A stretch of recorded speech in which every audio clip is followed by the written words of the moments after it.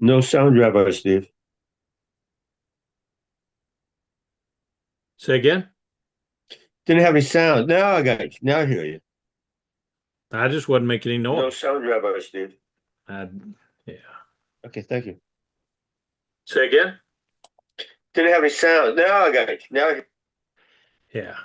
No, I just wasn't saying anything. I was very, very quiet.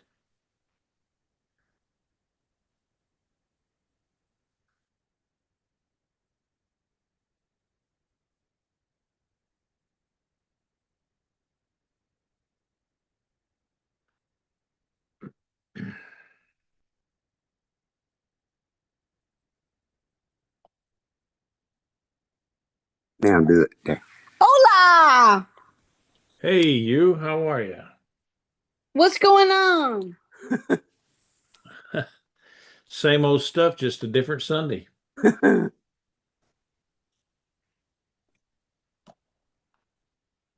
You taking Y'all care of doing- your bride? No, she's a big girl. She can take care of herself. Hey, knock it off.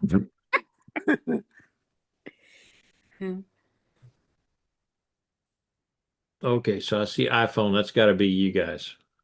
Yep. I go in there and I put in Colette and Ed, and I don't know why it doesn't save that. I don't get it. Oh, You I'm fixing to rename it. you've done it before, but I don't know why it just keeps popping off. All right. So it just says Colette and Ed now. There you go. So who I'm talking to.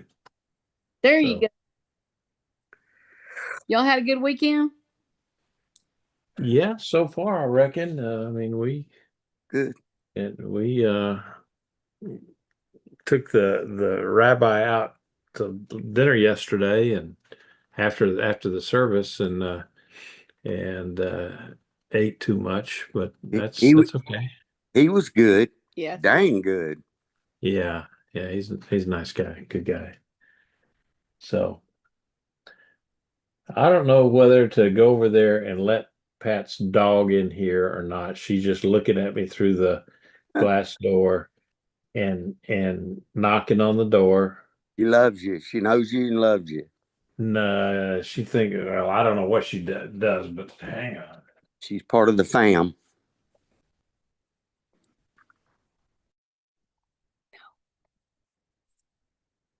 Yeah, well, Two more, just like that one. no, I don't need any more. In fact, if it was up to me, I wouldn't have any. I know it. One dog is too many. Yeah, I know. My way of thinking. I have no use for them. But don't they alert you when you got hogs rolling through the Not yard really. at night or early in the morning? I don't know. They hoot and holler so much that you can't ever tell.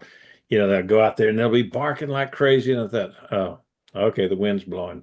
The wind's blowing.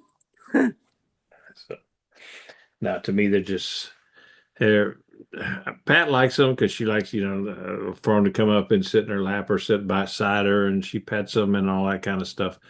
To me, there's just absolutely no reason in this world to have a dog. We don't have one. So I don't have any use for them whatsoever. Any kind of animal in the house. I mean, there's just no reason to have an animal in the house, as far as I'm concerned. Yeah. But there, I'm kind of outvoted on that. So Yeah. all right, so I got just a minute or two. Okay, so what's Carmen telling me? Carmen's just bragging that she got a lot of rain and all I got was thunder. We maybe had maybe 6.5 minutes of it and then it was gone. I was like, oh man. Yeah, we got absolutely nothing. Not even sprinkles. Just a lot of oh, um, just a lot of thunder. That's it. A lot of teas, huh? Well, they say that a 60% chance of rain tomorrow, so that I'm hoping. Well, I would hope so too. Okay, I'm gonna have to.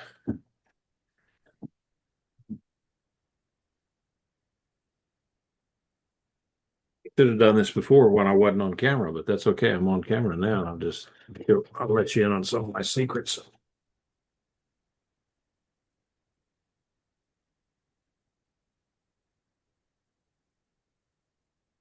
I put a box under my laptop so that the angle is down, and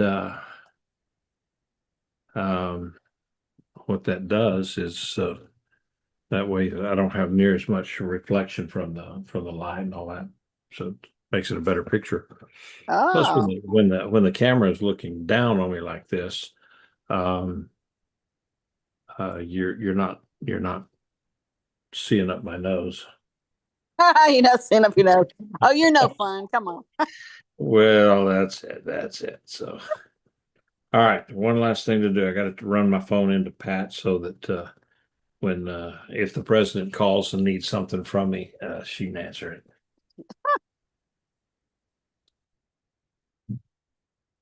You're in case the president calls.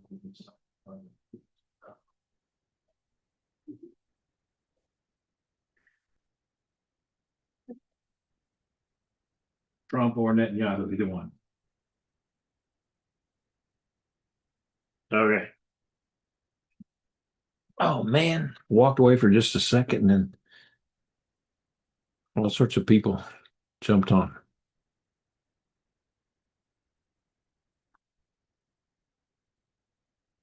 But we had 89 people in service yesterday, and that's with quite a few folks that were out that I knew were going to be gone. Yeah. Karen and Leonard and Gudrun and Lynn and let's see. Yeah. Hey Martha, how are you?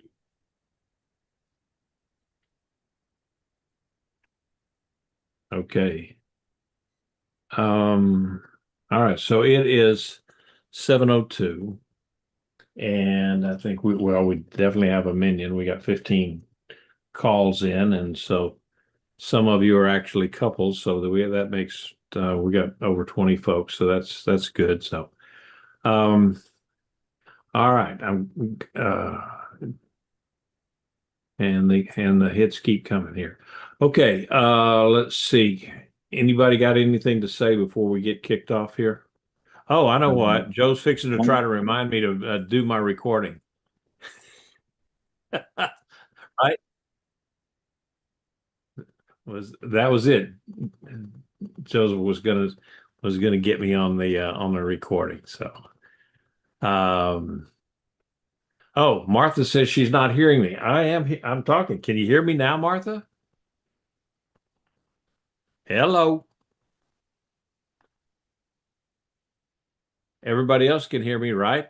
I can hear you. I hear you. Okay.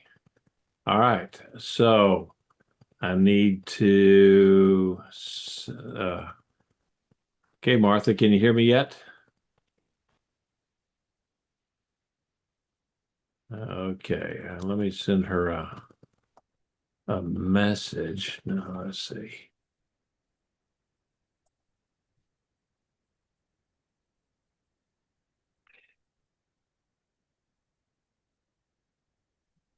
Okay, Martha, you may need to log out and come back in. I can hear you now, Rabbi. You can hear me. Okay. I can hear you now. Yes, I didn't have my earbuds were still connected to my phone and I didn't have them in my ear. Wow.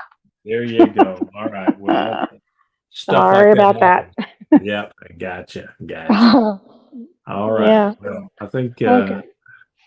I can sing "Hail, Hail, the gang's all here" now. So let's go ahead and get started, and hopefully, I'm still trying to figure out this business of reading without glasses and how this is all going to work out for me. I'm not real sure.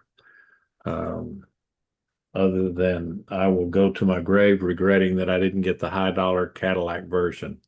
And so I'm always looking for glasses now. So just a word to the wise. If you got the dough go for the show. All right. So let's begin with the blessing. Baruch atah Adonai Eloheinu melech haolam. Asher kiddushanu b'mitzvotav v'tzivanu la'asok b'divrei Torah. Blessed are you, Lord our God, King of the universe. Sanctifies us with his commandments and commands us to engross ourselves in the words of Torah. All right. So tonight we're going to pick up the rest of chapter 22. You remember we stopped last week at verse 9 of 22, and so now we're going into the rest of chapter 22, and kind of a breakdown of it. It's the whole thing is a message to the sons of Josiah. Okay, and here let me mute everybody here so that and you know the rules. If you have something to say, just unmute yourself. All right. So this rest of the chapter is a message to the sons of Josiah. Now remember, we'd already had a message to his other son, and so these are the remaining sons that we're having a conversation about, and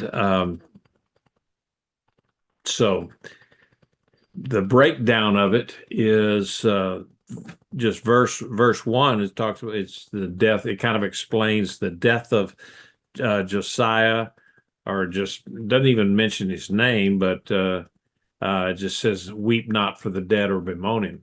Well, who's him? Well, him is Josiah, and then the other part of the verse is, "Weep bitterly for him who departs, for he will never return or see his native country again."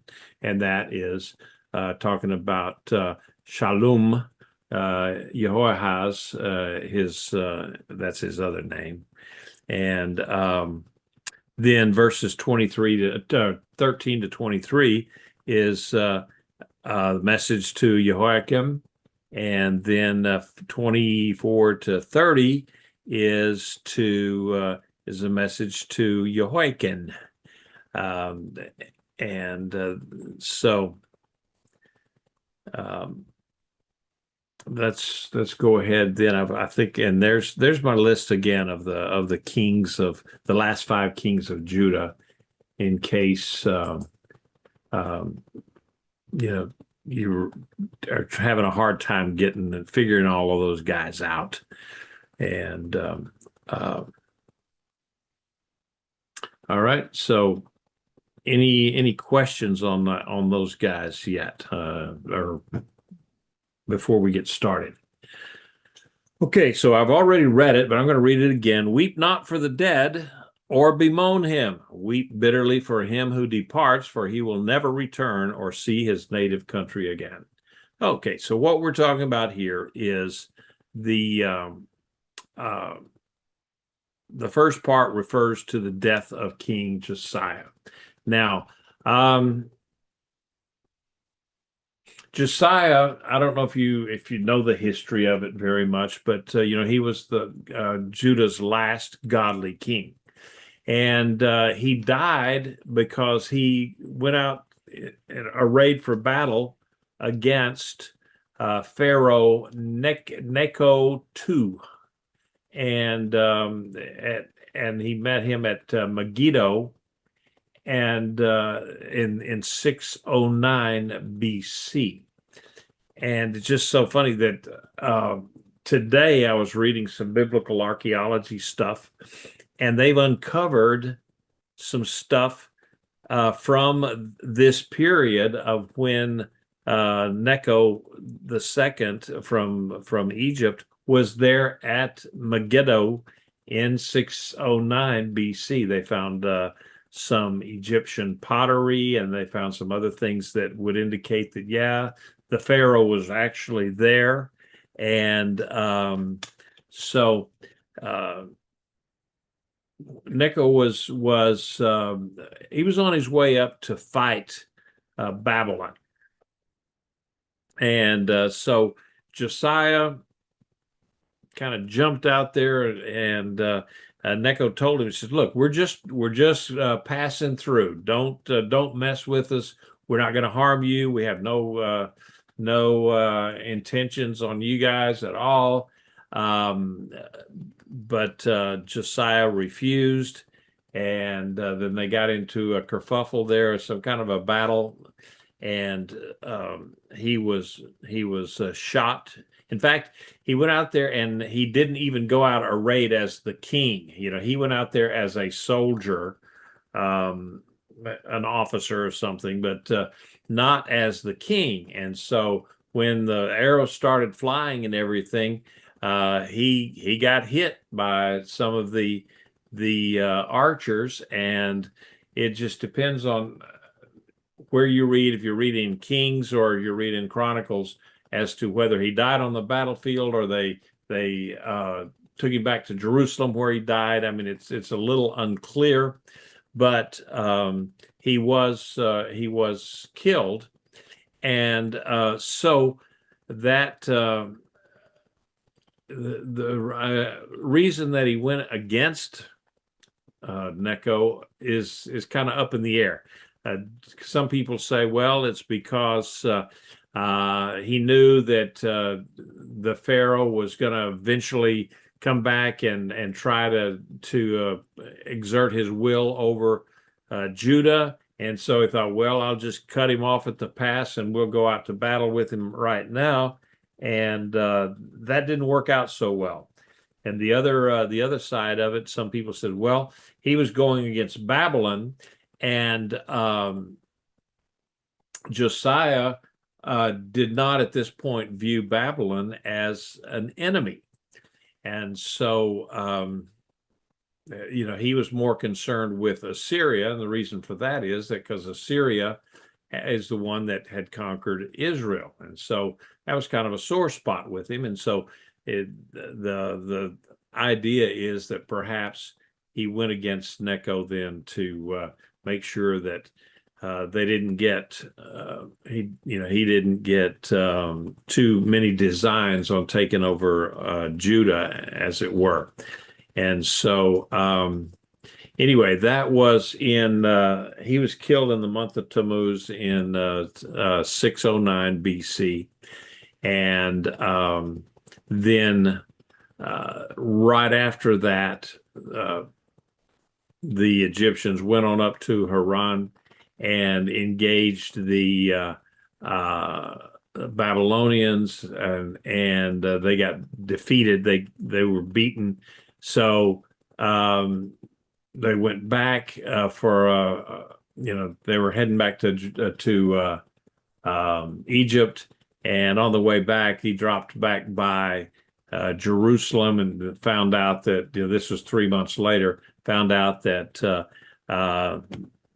they had installed another king there, and his name was Jehoahaz, or Shalom.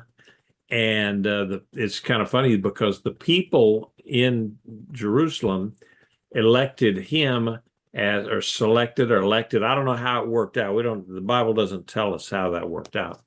But he was not the older brother, and he was only 23. And so they elected him, possibly because his political views were more aligned with Josiah's political views, and they wanted, somebody that would carry that on. But anyway, the Pharaoh came through there and saw what had taken place. Well, he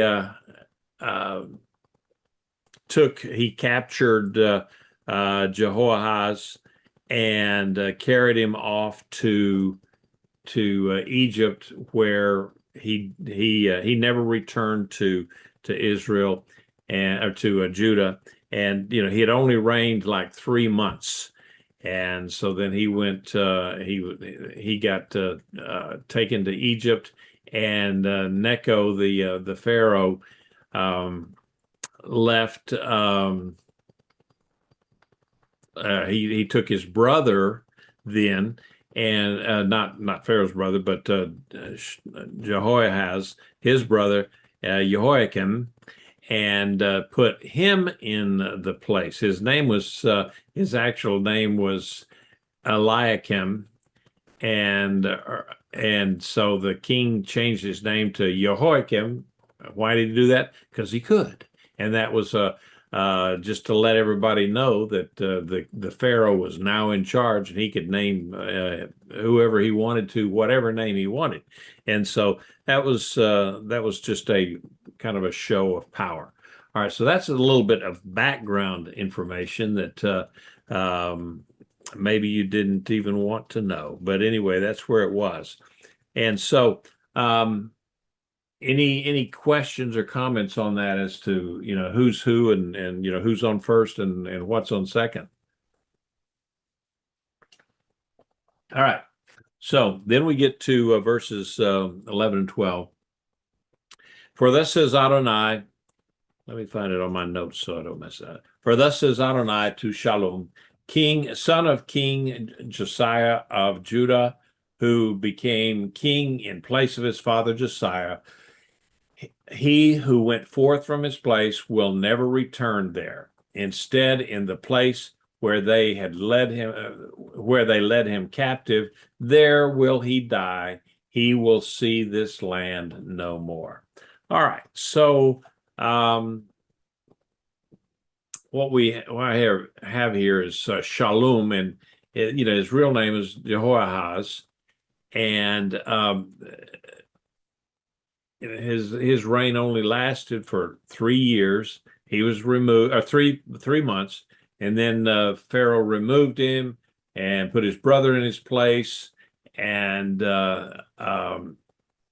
then the Bible says he's going to go down there to Egypt, and that's where he's going to die. And we really don't know anything more about his stay down there. Was he in a prison? Was he under house arrest? Was he treated like a deposed king? Because sometimes those guys, it just depended. Sometimes they took kings and they just because they were king and they captured them, they just tortured them to death, or just made them their whole what little life they had. It made them a living hell. And then other times they, the Babylonians, they took one of the kings and brought him back, gave him a place to live and a stipend, an allowance to live on, and just left him alone as long as he didn't try to go back to Judah or mess with Babylon. They just said, we'll respect the fact that you were the king. And so anyway, one of the things that here Jeremiah is God is telling Jeremiah is don't weep for the guy that died, for Josiah that died. He died a righteous man, a righteous king, and now he's in a better place. But weep and mourn for the guy that's he's carried away, he's in captivity, he's taken down to Egypt, and that kind of tells me that maybe his life down in Egypt wasn't that good. And so but the Bible says, okay, weep and mourn for him. And that kind of tells us then that, it's possibly in those days, it might have been better to just go ahead and die than it was to be carried off into captivity, because then you're a slave and your living conditions might be terrible. And so, especially if you're the king. And in that case, it's, it's not like the musical where it says it's good to be king. Well, it might not be so good to be the king. All right. So going ahead in verses 13 and 14. Oi to him who builds his house by unrighteousness and his roof chambers by injustice, that makes his neighbor work without pay, never giving him his wages, who says, I will build myself a big house with spacious rooms and cut out my windows for it and panel it with cedar and paint it with vermilion. And so, all right, so that's the oi is is woe. It's woe to Jehoiakim. That's the guy that succeeded Shalom, and so as it turned out, Jehoiakim was the king from 609 to 598 BC. So, and what he did was he imposed forced labor on his own citizens, took them and made them work for no pay, and so it was just not a good situation there, and so that's where the Bible there's talking about woe to him that goes and puts his neighbors basically makes a slave out of him, is what he was doing, making his own citizens a slave to the government. Kind of sort of like income tax, maybe. Well, we'll just leave that at there, okay? But anyway, that's what he did. He took these people and made them work for no pay at all to build him a big palace, and then talks about how he brought in cedar from Lebanon and vermilion, which is a very expensive red paint, and to make his own palace, something that was really spectacular. And the reason he was able to do this was because, okay, Egypt now was kind of in charge of Judah, and so we see that Jehoiakim then turned out to be just a puppet king for Egypt. But as long as he didn't mess with Egypt, they kind of left him alone, and so he was just a rotten king, terrible king, and he forced his people to work for nothing, and just, I don't know if he bankrupted the country, but he spent lots and lots of money just for his own personal aggrandizement. And so that's kind of the story of Jehoiakim in these verses. And going ahead with verse 15 says, did you become king just to be striving with cedar? And did your father not eat and drink and do justice and righteousness? Then it went well with him. He pled the case of the poor and weak, so it went well. Is not this knowledge of me? It is a declaration of Adonai. But your eyes and your heart are only on your unjust gain and on shedding innocent blood and committing extortion and fraud. All right, so what we're seeing here is that Jeremiah is contrasting he's contrasting Jehoiakim with his father, King Josiah. And Josiah, like I mentioned before, was the last of the godly kings. They didn't have too many. I think in the 500 years that between Solomon and the destruction of the temple, there were only 5 godly kings, and or maybe there were 5 that weren't so really bad and nasty. A couple of them, you got Josiah and Hezekiah were good kings, and then the rest of them were either they're not so bad, or just absolutely horrible, like Manasseh. Manasseh was said he was the worst king of all of them. And so here Jeremiah is pointing out that your father was a good guy. He did things the right way. He defended the poor and the needy, and these are the things that God expected of a king. And so, you know, it's like our Parsha that coming up for this next week is talking about justice, wanting justice, and acting properly, and doing things correctly. And so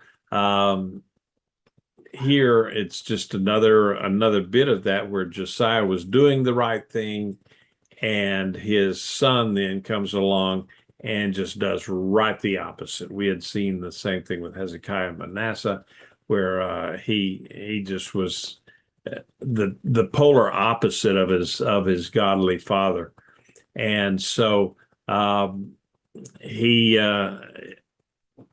Jehoiakim, he didn't inherit any of the good godly traits from Josiah, and basically all he cared for was his own big castle and luxury and money and power. And the thing about it is, though, he overturned a lot of the godly things that Josiah had reinstituted, and went back to the sacrifice, evidently the sacrifice of innocence of babies, because that's what when they talk about shedding of innocent blood, that's kind of what the Bible alludes to. And then he had already said that he oppressed his own people and made his own people his slaves, and so he was just not a good guy. And then Jeremiah asked him, he says, do you reign because you compete in cedar? And this is this is what you'd call a prophetic sarcasm. He's mocking the idea that this architectural splendor that Jehoiakim was trying to develop here was the equivalent of being a good king, a legitimate kingship. And just because you could build things, well, we saw that with Herod later on, 500 years later. Herod was the great builder that built all sorts of things, and yet the guy was a psychopath, and he was he was a horrible king, but he was a pretty good engineer and builder. But that didn't make him a good king, and he was just absolutely rotten. And so is Jehoiakim. And so the model for this was, of course, Josiah. In those days, you pull his name up or pull up a good guy in the dictionary, and they had Josiah's picture there. And so there was a phrase that is mentioned here in the Bible. It's in the Hebrew. It's din usedekah, justice and righteousness. And that was a standard covenant formula. That's what the covenant called for. That's what the law called for, was justice and righteousness.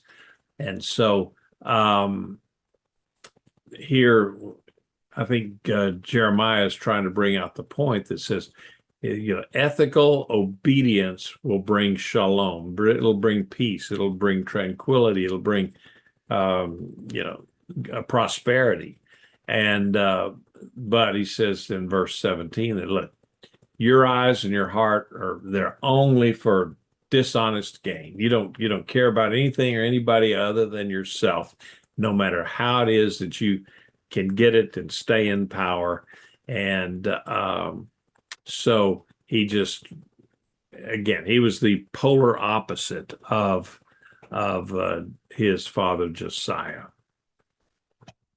All right, so verses 18 and 19. Therefore, thus says Adonai about Jehoiakim, son of King Josiah of Judah, they will not lament for him. Oi, my brother, or oi, my sister. They will not lament for him, oi, master, or oi, his majesty. With a donkey's burial will he be buried, dragged off and thrown outside the gates of Jerusalem. So, when Jehoiakim died, Jeremiah said, people are not going to feel sorry for him, and they're not going to mourn the king at all and mourn his departure. And it would be more like the Munchkins dancing around in Wizard of Oz saying the witch is dead. And they would pretty much be saying the same thing about Jehoiakim. Ding dong, the king is dead. And so nobody's going to care about him. Of course, at the time that Jehoiakim died, well, then they're in the throes of the siege of Jerusalem from Babylon. So yeah, they had bigger problems on their hands than just the death of the king. And so and it they had that word oi, which we would say woe to, or and that would be our phrase. We don't really have a good English term for that, I guess, but anyway, it occurs 4 times, and so that just stresses. Anytime you have repetition of words in the Bible, it's because, okay, pay attention to this. This is serious business. And so saying these talking about these judgments 4 times with the oi, or the woe to thing, just brings to mind that how terrible it's going to be, that things that would befall this particular king, and of course his subjects too. So rather than honoring the king, the people would treat Jehoiakim's corpse with great disrespect, and they said they would give him a donkey's burial. Well, nobody would have buried a donkey. They would have just dragged him off and outside the city gate and down in the valley of Hinnom, and just left him there to decompose, and the buzzards come down and pick his bones clean and all that kind of stuff. And so again, we don't know exactly how he was killed, whether there's some indication that he was captured by Nebuchadnezzar, and Nebuchadnezzar had him killed and then just thrown over the city walls into the valley below, that nasty valley where there was so much death and destruction already, and it stank terribly. And they just threw his body over there. And of course, we've talked about that before, about how that one of the ultimate indignities of the ancient Near East was to not receive a proper burial. And so we don't know, so you can ask yourself, well, how did he die? Well, the Bible gives 2 kinds of statements, and somehow you kind of have to put the 2 together. And the most responsible, or the most likely conclusion, is that Jehoiakim likely died violently, and he was probably killed during the Babylonian siege, and his body then was dishonorably cast out of Jerusalem. And so 2 Kings records the official court version. It just says, Jehoiakim rested with his fathers. Now that sounds kind of like, that's the vanilla version of it. And that's like what I was reading today about how in that basketball game with the women's WNBA, that Sophie Cunningham was clotheslined by this other this gal, and I can't remember her name, but it was a horrible foul, and they the other day somebody had fouled Cunningham, and they gave her the foul because, well, she was in the wrong place then. But anyway, so the official, in the press, a reason for saying all that, the press version of all of that is that, well, that's just the way the other girl plays. She's just a very aggressive player, and if Sophie Cunningham is going to play the game, she's going to have to just take her lumps. And so here in 2 Kings, the official mainstream media there said, yeah, Jehoiakim rested with his father. Now, Jeremiah, he gave the prophetic version that said, yeah, he's going to be buried like a donkey. In other words, he's not going to be buried, thrown outside the gates of Jerusalem in the valley down there, and just going to die, or just going to rot. He's already dead. And so the part that says, well, he rested with his fathers, it doesn't describe how he died. It just said, okay, that was the end of his reign. But Jeremiah explicitly says, okay, no mourning for Jehoiakim, no royal funeral, buried like a donkey, dragged and thrown outside the city's gates. And so they can't both be literally true, but Jeremiah's prophecy is intentionally humiliating, and that signals divine judgment. And so the biblical narrative doesn't describe the moment of death, but historians have kind of reconstructed the likely scenario that Jehoiakim rebelled against Babylon. Nebuchadnezzar marched on Jerusalem in late 598 BCE, and the siege began. Jehoiakim died during that siege, some way, somehow, we don't know.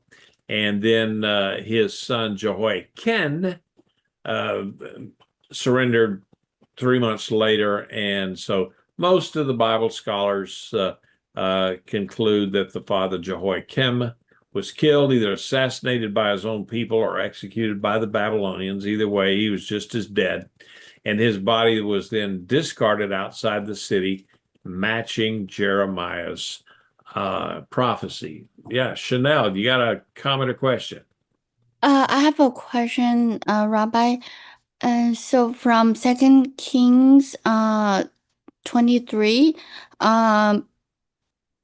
verse 34, then Pharaoh Necho installed Eliakim, which is Jehoiakim, son of Josiah king, in the place of his father. So I don't understand why Pharaoh Necho installed him. So he's anointed or not? Why? Okay. Why did the Pharaoh put in Jehoiakim? Well, the reason that he did that was because the scholars kind of say that the reason was that Jehoiakim was a weaker king, and he had agreed to not cause problems for Egypt, and possibly even pay tribute to Egypt, and would not join the Babylonians against Egypt. And so there were lots of concessions in that regard. And so they're just saying they think that Jehoiakim was much more of a puppet king for Egypt, rather than Shalom would have been. And so, he was just he was a lesser threat to Egypt, and so that's why they the Pharaoh then put him in there because he didn't want somebody that was going to be causing him trouble. And is it he's doing the same thing like King of Manasseh, like shed the blood? Yes, I Or mean he went back. He went back and just against a lot of the reforms that his father Josiah had instituted that was trying to get the country back onto a godly footing. Well, then he overturned a lot of that kind of stuff. It's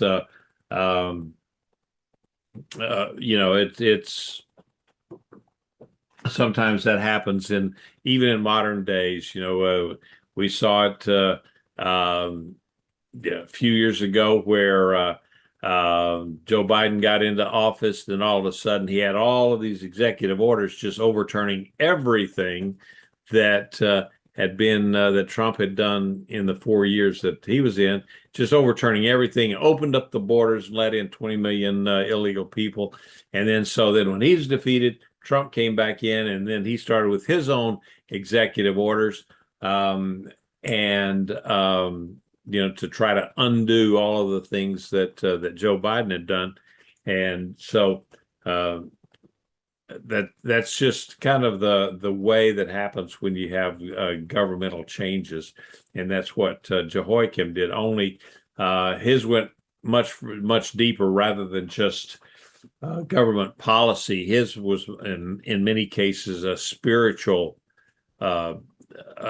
breakdown, where he went back against all of the spiritually good things that Josiah had instituted.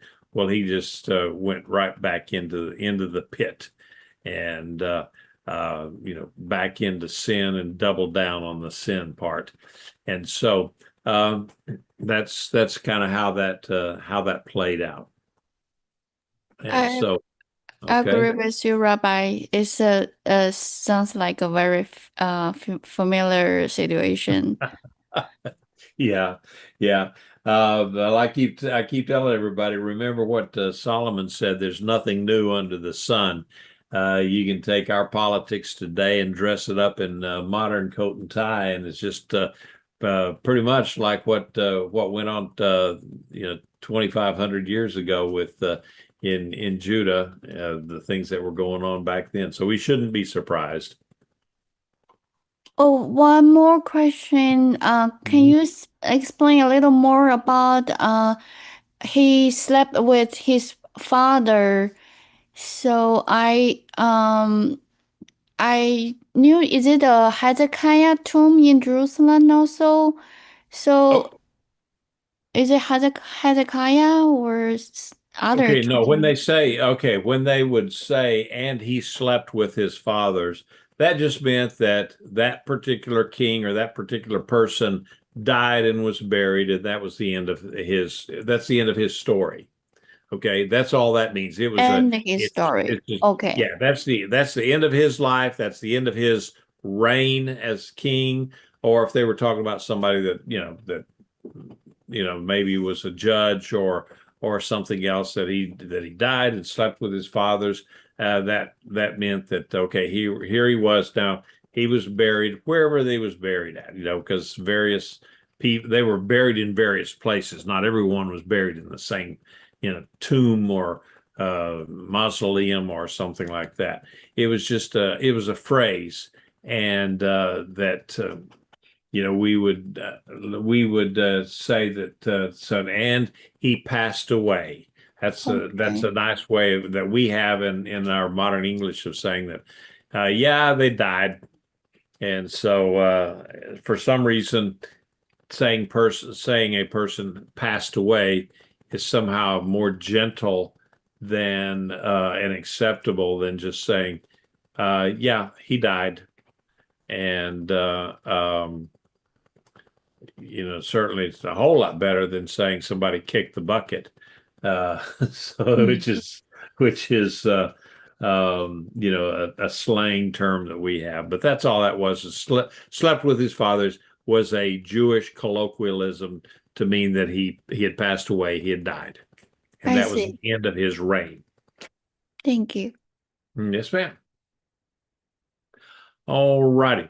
So let's go ahead and verses 20 and 23.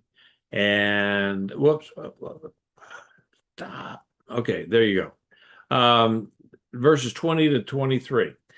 Go up to Lebanon and cry out. Lift up your voice in Bashan and cry from Abarim, for all of your lovers are broken. I spoke to you in your prosperity, but you said, I won't listen. This has been your way since your youth, for you never listened to my voice. The wind will shepherd away all of your shepherds, and your lovers will go into exile. Surely then you will be ashamed and humbled by all your wickedness. O inhabitant of Lebanon, nestled in the cedars, how you will groan when pangs come on you, pain like a woman in travail. All right, so this is kind of a warning, a description of what's going to be happening to Jerusalem and Judah. It says, go up to Lebanon and Bashan and Abarim. These are supposed allies of Judah, and to go to them, but they're already broken. Babylon is coming. Remember, they were all up in the north, and Babylon was on its way down, and so they would have been conquered before they even got down to Jerusalem, and so they were powerless. They had no ability to save Judah whatsoever. And then it talks about Judah being we never listened to God. Well, we've seen that throughout all of the Jewish history. Right at Mount Sinai, God says, "Okay, will you do all of the things that I've told you to do?" And they said, "Yes, we will do it." And then, within days, they had already broken the covenant. It didn't last. The covenant didn't last, but just a few days, and and they'd been that way then ever since. For at this point, it would have been 1,000 years, from 1446, something like that BCE, down to almost 1,000 years to 598, and so. It's they had proven that they really weren't. They did not listen to God. They just at that point, whatever it was that God had said. Well, they're going to do their own thing, their own way, no matter what. And so. And God's told them that. He says, and your leaders, your shepherds, that's what he taught. He says, your shepherds will be all, the wind will shepherd away all your shepherds. And so that kind of has when you use those two words right after that, because you've got a verb there, the wind will shepherd away. All right. I guess that's a verb because it's making them go away. Somebody that's better at figures of speech or the parts of speech, you can let me know. But where it says the wind will shepherd away all of your shepherds, and shepherd is a noun there, but it uses the same word there, and that makes it just more emphatic by using both of those words at the same time. And it says your lovers will go into exile. Kind of strange language there that Jeremiah is using, that your allies would call them your lovers. And I think what that does, it makes it just where Judah had thought that their allies were really close to them, that that's how they thought of them. And then so Jeremiah is being sarcastic again. Yeah, your lovers they're going to go into exile, and that's exactly what happened. Babylonians came down, conquered Babylon, conquered Syria, Damascus, and all of those areas before they even got down to Jerusalem. So there was nothing left. Martha, you got your mic open. Yes, well, it's almost like the same language that God uses against the Jewish people, that they took on other lovers as coming away from Him uh, and not relying on Him for their protection and provision and all of that. So it's almost like they were looking at Lebanon and Bashan and Abarim as lovers to Judah, instead of looking to God for their protection and help. Yeah, that's a good point, and that's not the That's what it seems to me. yeah, and you're exactly right. That's not the only time that God uses the imagery of marriage to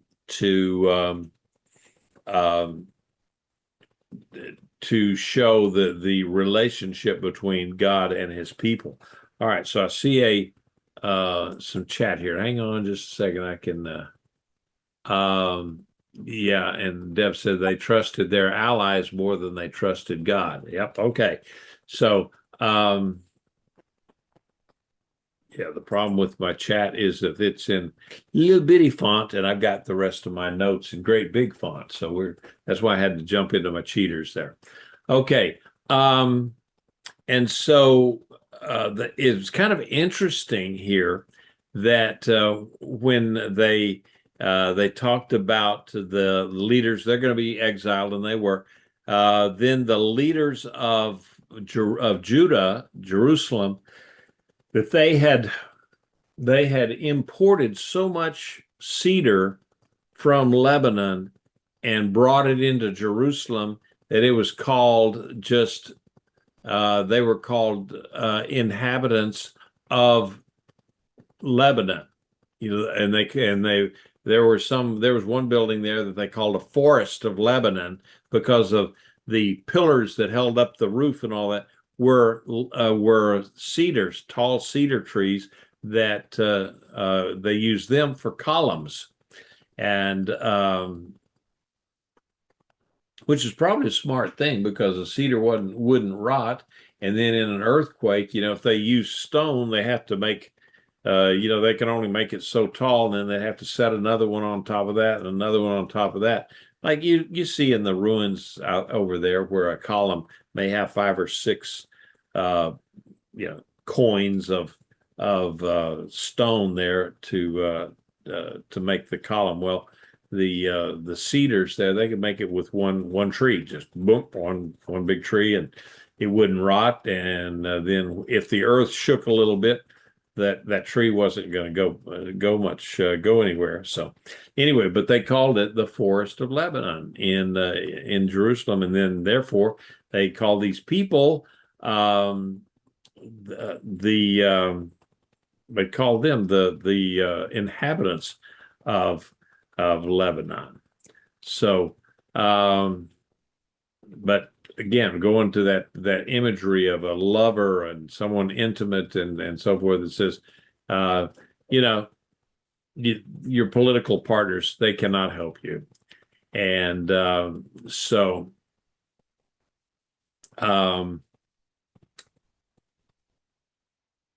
let me look any more of my notes, because I'm running out of time here. It says, okay, as I live, declares Adonai, even if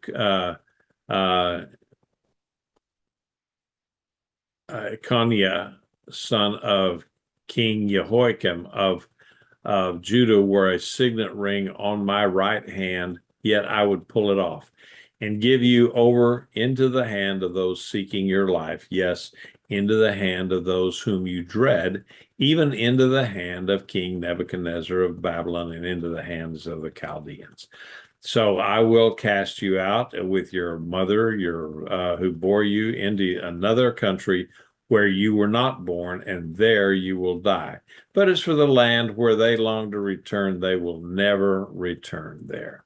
All right, so here he is. He's talking about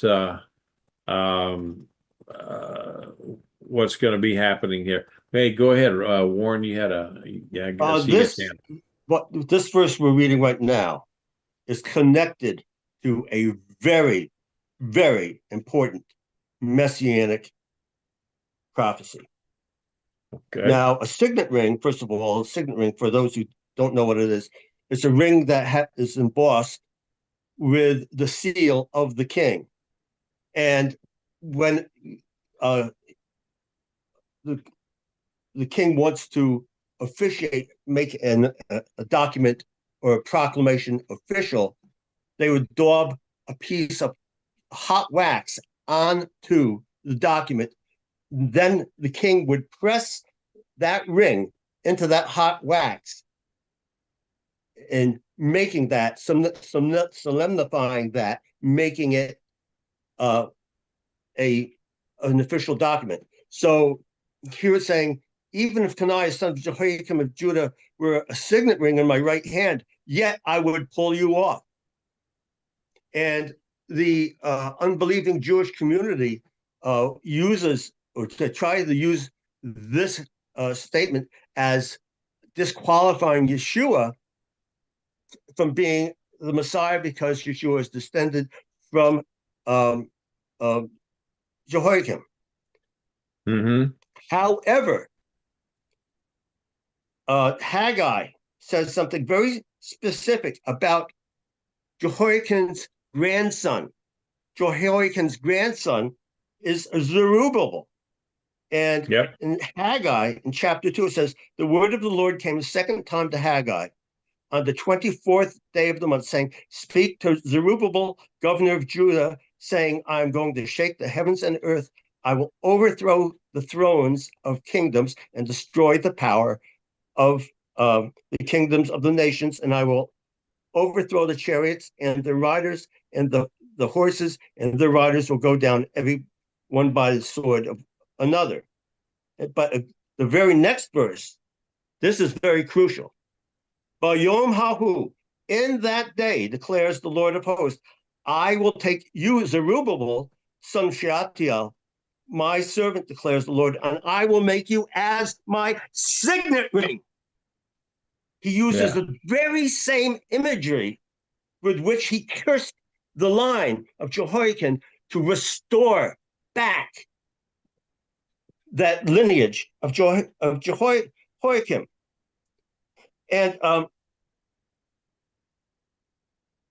in Zechariah, it says, right? Zechariah says, this is the word to Zerubbabel, saying, not by might, not by power, but by my spirit, says the Lord of hosts.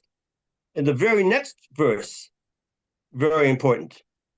Who are you, O great mountain? Before Zerubbabel, you shall be a plain, and he shall bring forth the headstone. Keep that in mind. He shall bring the headstone, forth the headstone, amid shouts of grace unto it. Now, even the rabbinic writings say that this is a messianic prophecy. This is from Midrash Tanchuma. It says, it is written, who art thou, O great mountain? Remember, this is rabbinic writings.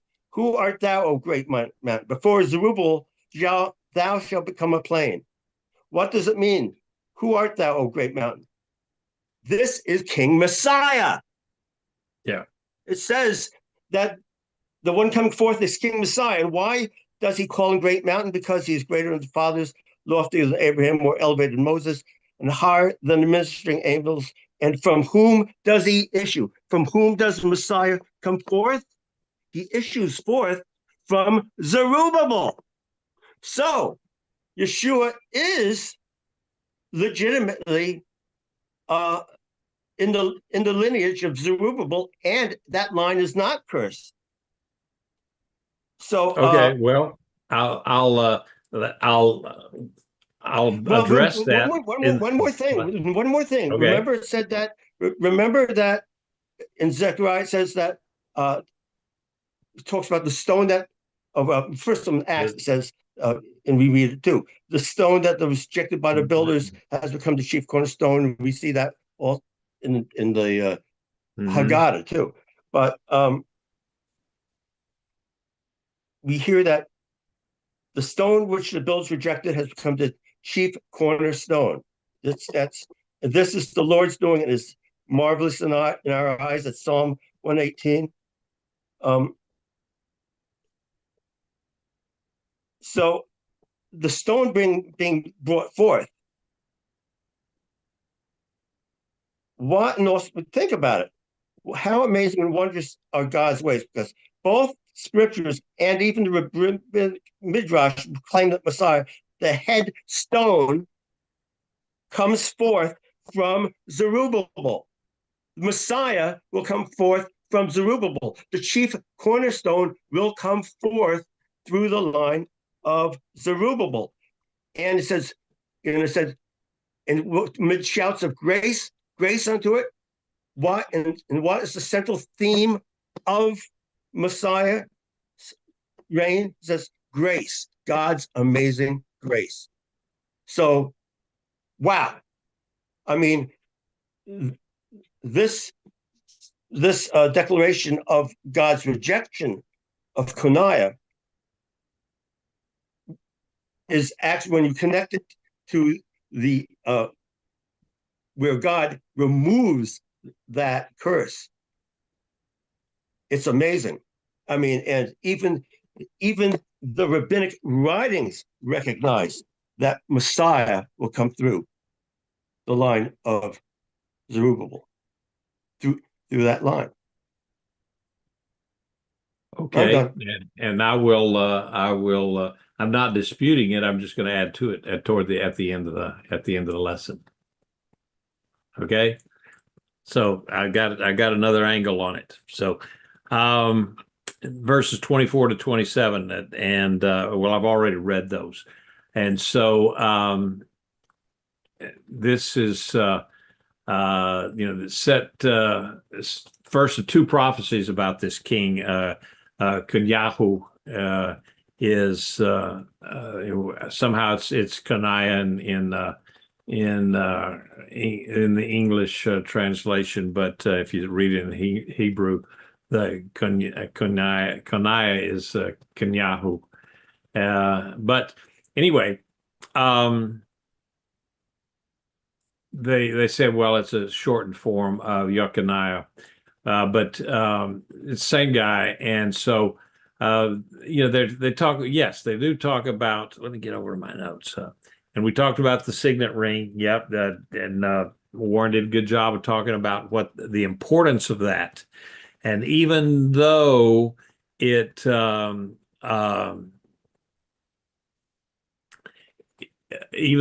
though it's so important to the, I mean, that's the way you made. That's the way a king would make official documents, is using that signet ring.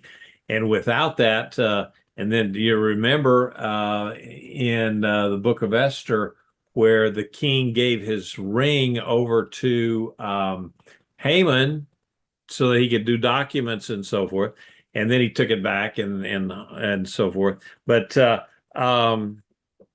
he said, God said, even though it's important, I'm going to throw him away. And not that casting out is it's the idea of it, the image of it is not just throwing them out like you take well, like every morning I take my coffee grounds and put water in them and shake them up there, and I toss them out into the garden on some flowers, so my coffee grains, just kind of toss them out. But it's not violent. But what they're saying here is violently he's going to throw Coniah and his mother into exile, and so and both of them are going to die there. So let's go ahead. We're out of time here, so let me go ahead. Is this man Coniah a despised shattered pot, a jar with no delight in it?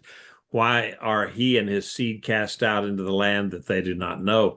O land, land, land, hear the word of Adonai. Thus says Adonai, write this man childless, a man who will not prosper in his day, for no man of his seed will prosper, sitting on the throne of David and ruling again in Judah.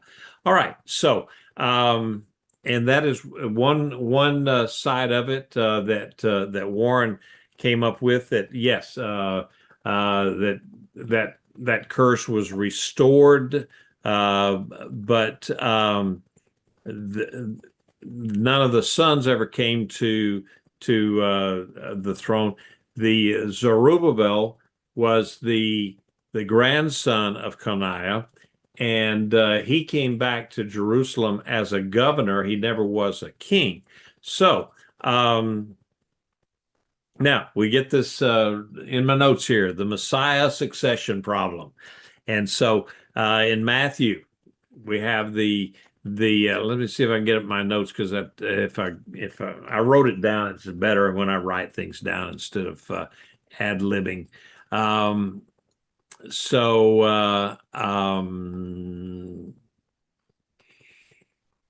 Okay, the Lord promised that none of Coniah's descendants would sit on Judah's throne. It's a shame and disgrace for a king to have no son to succeed him. Coniah had 7 sons, but none of them ruled as Davidic kings of the southern kingdom of Judah. Zerubbabel, his grandson, returned to the land as one of the foremost leaders of the restoration community, but he was no king. He was a governor, and though the succession to the throne failed in his or Coniah's line, still the promise to David was revived in Zerubbabel and consummated in Christ. But I would also say that it was not only that, but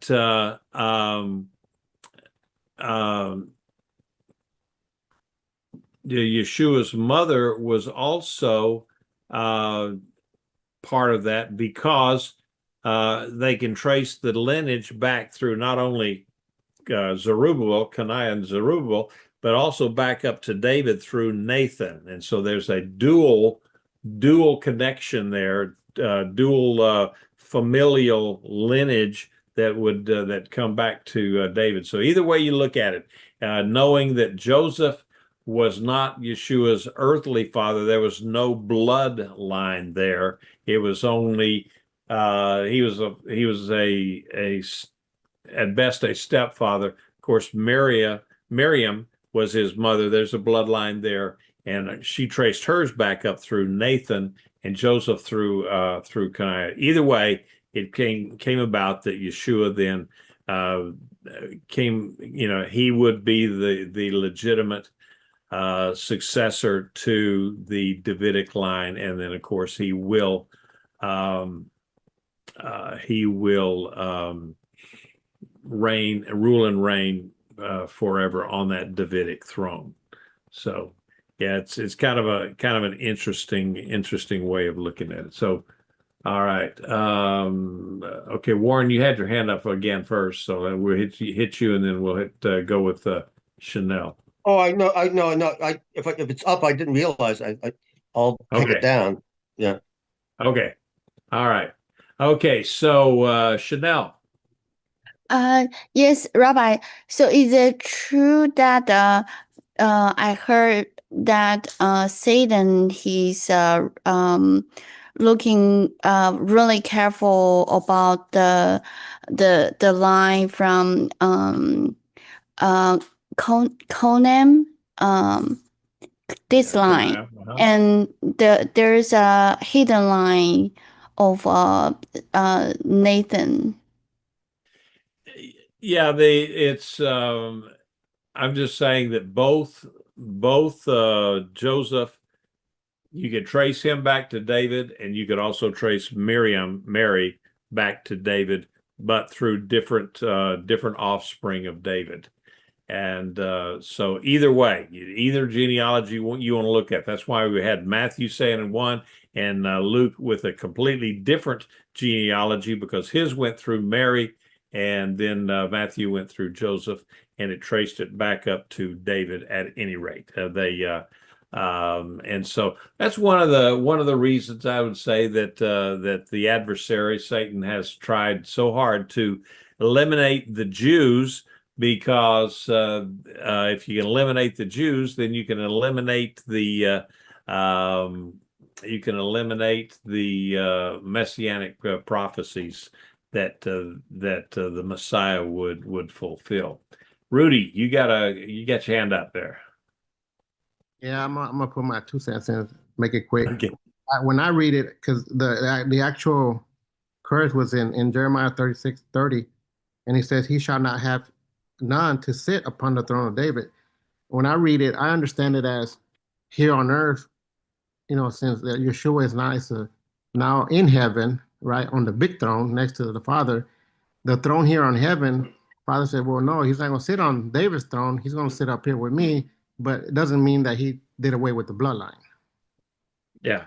That's the way I see Well, I mean, there really is, Rudy. There's a lot of different angles and speculation on the thing, and I think it's fair to say, though, that both through Matthew and through Luke, that they can trace a lineage back to David to Messiah legitimately if he was to be an earthly king. Okay. Now, he was not to be an earthly king. He was to be a supernatural heavenly king, and that's what we'll see in the millennial period. And so, Sunmi, you had go I ahead. just remember, Yeshua said that when people argue where he came from, whose descendants, so far. So he said, I was even before Abraham. Yeah. So he just emphasize who he is. The main emphasize, he said he is Messiah. Good point. Good point. Warren.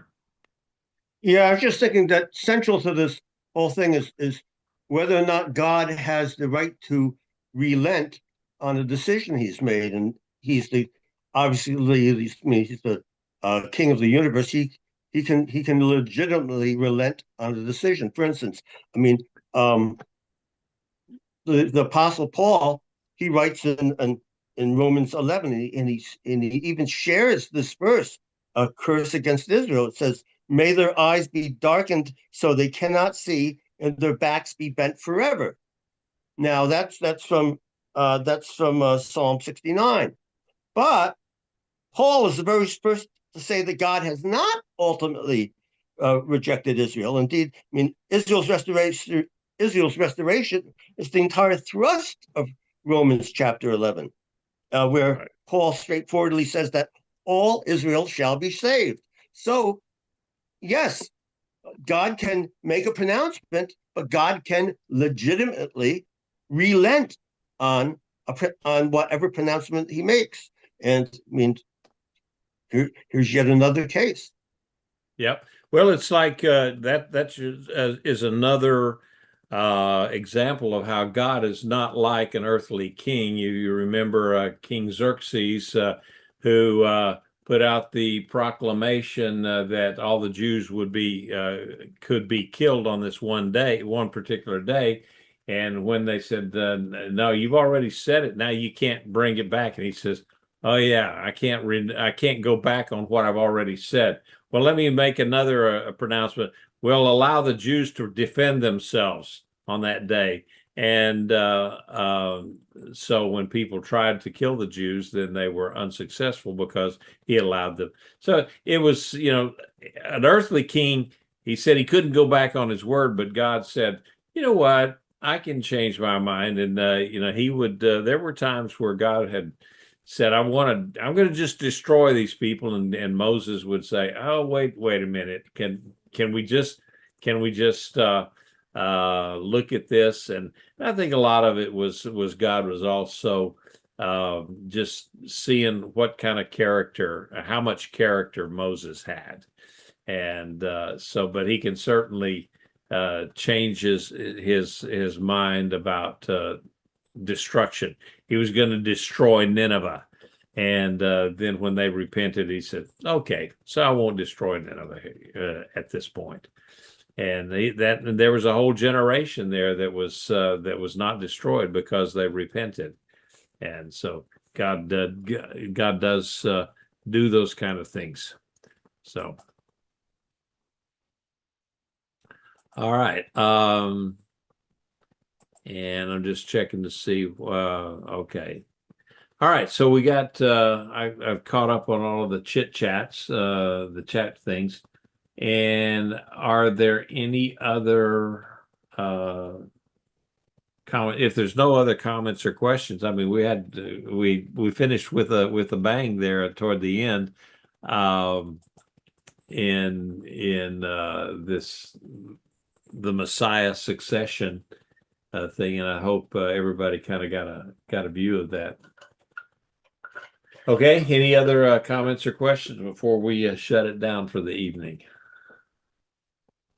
I'm going to go ahead and turn off the what do you call it, the YouTube, and get that. I think, in fact, I think I have to cut off the share first. If I get all of my duckies in a row here, stop share. Okay, I don't want to. I want to. Need to stop share. Okay. All right. Well, I stopped the share, and now we can stop the live stream.